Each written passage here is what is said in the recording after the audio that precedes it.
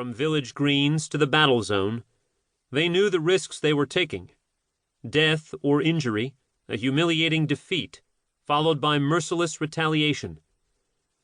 The gruesome tales of British regulars, led by the Duke of Cumberland, the King's deceased uncle, hanging and beheading Jacobites after defeating them at the Battle of Culloden near Inverness in 1746, were well known. The militiamen on their way to fight knew the gamble they were taking. They could not even be sure how many of their comrades from other towns would be answering the call.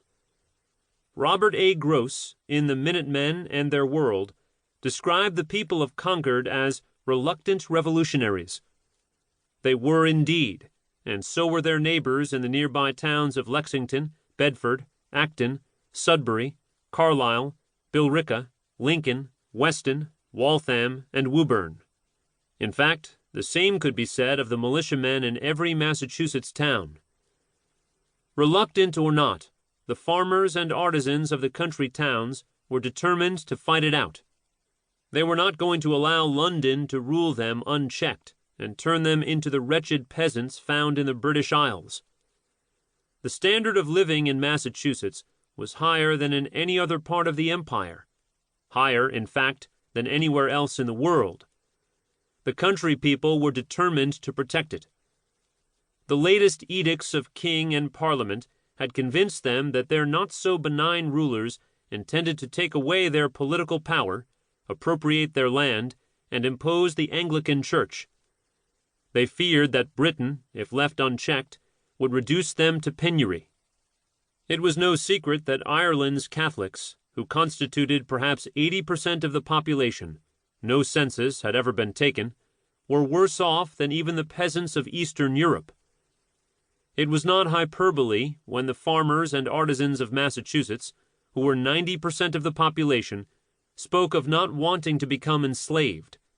It was a real danger. Benjamin Franklin, in letters home after a lengthy tour of Ireland and Scotland in the fall of 1771, explained why the people of Massachusetts would take up arms in defense of their rights. He described the misery inflicted on ordinary people living under British oppression in Ireland and Scotland. The comforts of New England stood in stark contrast, he wrote. I have lately made a tour through Ireland and Scotland. In these countries, a small part of the society are landlords, great noblemen and gentlemen, extremely opulent, living in the highest affluence and magnificence. The bulk of the people tenants, extremely poor, living in the most sordid wretchedness, in dirty hovels of mud and straw, and clothed only in rags. I thought often of the happiness of New England, where every man is a freeholder, has a vote in public affairs, lives in a tidy, warm house, has plenty of good food and fuel, with whole clothes from head to foot, the manufactory perhaps of his own family.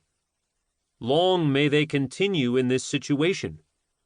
But if they should ever envy the trade of these countries, I can put them in a way to obtain a share of it. Let them, with 3/4 of the people of Ireland, live the year round on potatoes and buttermilk, without shirts. Then may their merchants export beef, butter, and linen. Let them, with the generality of the common people of Scotland, go barefoot, without shoes and stockings. And if they will be content to wear rags like the spinners and weavers of England, they may make cloths and stuff for all parts of the world. Farther, if my countrymen should ever wish for the honor of having among them a gentry enormously wealthy, let them sell their farms and pay racked, impossibly high, rents. The scale of the landlords will rise as that of the tenants is depressed, who will soon become poor, tattered, dirty, and abject in spirit. Had I never been in the American colonies, but was to form my judgment of civil society by what I have lately seen, I should never advise a nation of savages to admit of civilization. For I assure you that in the possession and enjoyment of the various comforts of life, compared to these people, every Indian is a gentleman. And the effects of this kind of civil society seems only to be the depressing multitudes below the savage state.